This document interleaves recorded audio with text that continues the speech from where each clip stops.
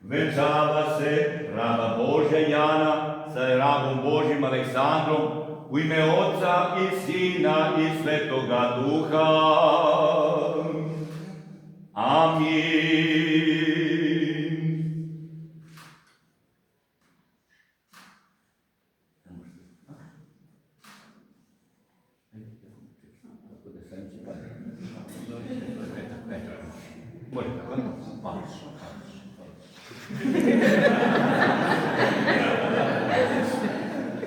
Gospode Bože naš, slavom i čašću venčaj ih, amin.